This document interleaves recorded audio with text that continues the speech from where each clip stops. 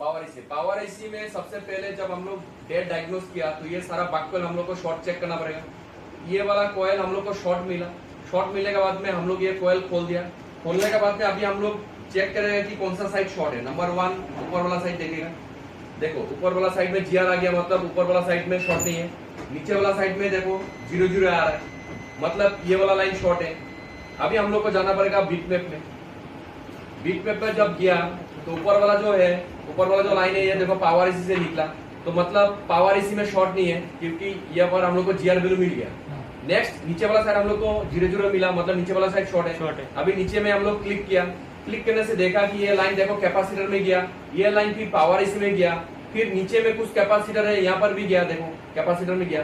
तो आप लोगों को मालूम है कैपेसिटर पैरेलल में होता है, एक साइड में ग्राउंड होता है। अगर ये कैपेसिटर शॉर्ट हो गया तो अल्टीमेटली ये लाइन शॉर्ट होगा कि नहीं होगा? लेकिन ये लाइन सीपीयू में भी गया, कहाँ गया? सीपीयू। ये लाइन सीपीयू में गया। तो अभी प्रॉब्लम जो है ना 3 जगह में होगा, या तो हम लोग का कैपेसिटर शॉर्ट है, या फिर हम लोग का पावर एसी शॉर्ट है, या फिर हम लोग का सीपीयू शॉर्ट है। लेकिन ज्यादातर लाइन सीपीयू में गया तो डाउट हम लोग का सीपीयू के ऊपर में रहेगा। पावर एसी में एक ही लाइन गया तो डाउट थोड़ा कम रहेगा, है कि नहीं? लेकिन गारंटी देके नहीं बोल सकता है, लेकिन डाउट हमारा सीपीयू के ऊपर में ज्यादा है। अभी हम लोग क्या करेगा, सीपीयू को रिमूव करेगा। रिमूव करने के बाद में उस लाइन में देखेगा फिर से, मतलब OL आया कि नहीं आया। अगर OL आ गया मतलब सीपीयू ओपन हो गया, ओपन होने से जीआर नहीं आएगा। और अगर सीपीयू खोलने के बाद में भी 0 है, मतलब शॉर्ट सीपीयू में नहीं था, हम लोग का कोई ना कोई कंपोनेंट में शॉर्ट है या फिर पावर एसी में है। समझ गया? थ्योरी समझ में आ गया? अभी हम लोग प्रैक्टिकली करके देखेगा। सबसे पहले आप लोगों को तो मैंने मल्टीमीटर से देखा देता हूँ, ये 0 आया कि नहीं आया। देखा है कि नहीं देखा है? फिर से देखा देता हूँ। देखो ये वाला लाइन, ये वाला 0 आ रहा है, ठीक है ना? और ये जाता है सीपीयू में, तो डायरेक्ट हम लोग सीपीयू अभी खोलेगा। और कोई दूसरा ऑप्शन नहीं है क्योंकि उस लाइन में हम लोग वोल्टेज इंजेक्ट नहीं कर सकते हैं।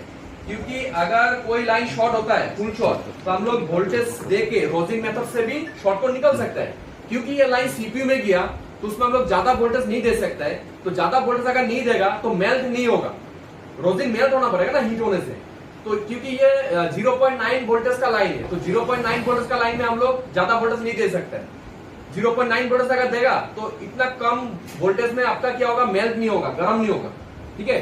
तो मिनिमम वोल्टेज देना पड़ेगा 2.5। तो 2.5 सीपीयू निकालने का बाद ही दे सकता है, ठीक है ना?